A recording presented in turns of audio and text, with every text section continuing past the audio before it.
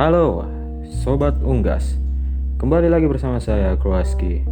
Masih merekam video dari pinggir jalan ya. Hari ini, saya akan bertanya kepada kalian. Pernahkah kalian berpikir, Afrika itu benua yang seperti apa sih? Nah, hari ini saya akan menjelaskan tentang benua Afrika. Itu adalah cara bridging paling halus yang pernah saya temui selama hidup saya ya. Oke, langsung saya masuk ke pembahasannya. Afrika adalah benua terbesar kedua di dunia dan kedua terbanyak penduduknya setelah Asia. Dengan luas wilayah yaitu 30.224.050 km persegi. Termasuk pulau-pulau yang berdekatan, Afrika meliputi 20,3% dari seluruh total daratan bumi.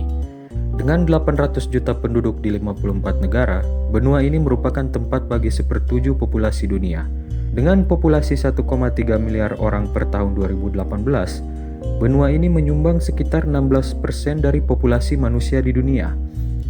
Benua ini dikelilingi oleh Laut Mediterania di utara, Isthmus of Suez, dan Laut Merah di timur laut, dan juga Samudra Hindia di tenggara dan Samudra Atlantik di sebelah barat. Benua ini mencakup Madagaskar dan berbagai kepulauan. Benua ini juga berisi 54 negara berdaulat yang sepenuhnya diakui, 9 wilayah, dan 2 negara dengan pengakuan terbatas atau tidak ada secara de facto independen. Mayoritas benua dan negaranya berada di belahan utara, dengan sebagian besar dan jumlah negara di belahan selatan. Populasi rata-rata Afrika adalah yang termuda di antara semua benua. Usia median pada 2012 adalah 19,7, ketika usia rata-rata di seluruh dunia adalah 30,4.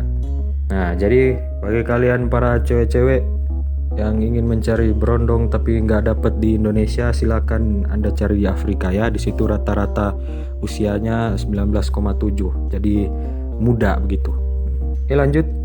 Di sini dikatakan Aljazair adalah negara terbesar di Afrika berdasarkan wilayah dan Nigeria merupakan negara dengan jumlah penduduk terbesar.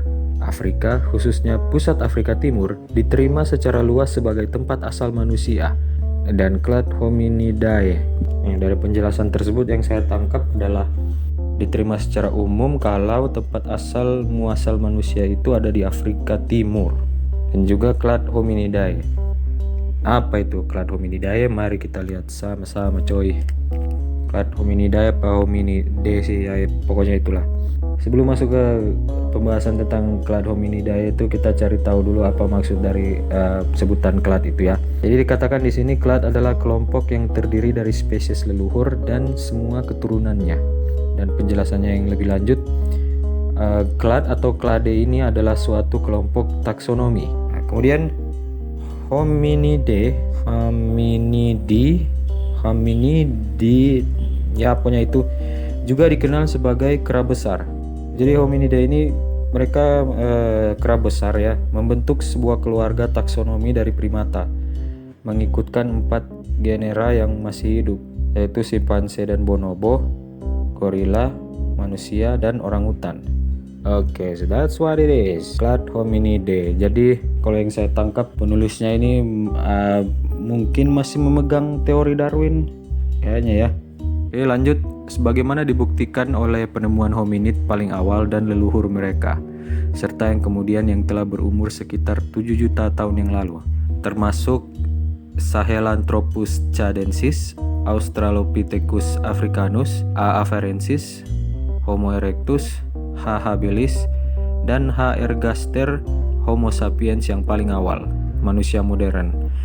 Oke, jadi yang saya tangkap di sini mungkin ya dari berdasarkan penjelasan yang barusan, penulis artikel ini kayak masih memegang teori Darwin gitu ya. Saya pribadi sih tidak percaya sama teori Darwin itu, karena ya seperti yang tertulis di depannya gitu, teori gitu kan, bukan bukti evolusi gitu. Tapi yang masih memegang teori ini tolong jangan tersinggung dengan kata-kata saya barusan ya.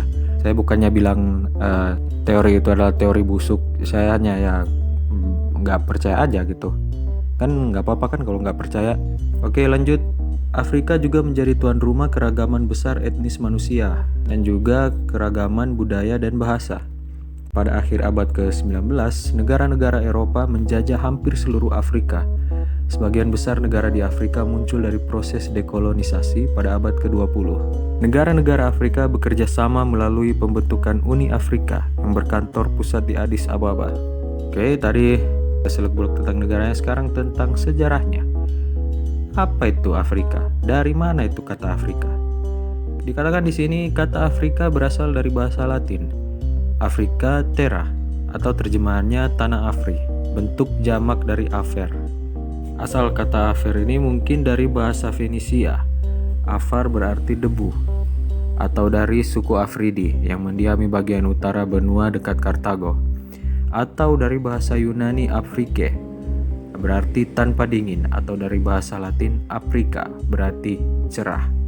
Nah, itu dia asal mula kata Afrika. Bagaimana menurut kalian?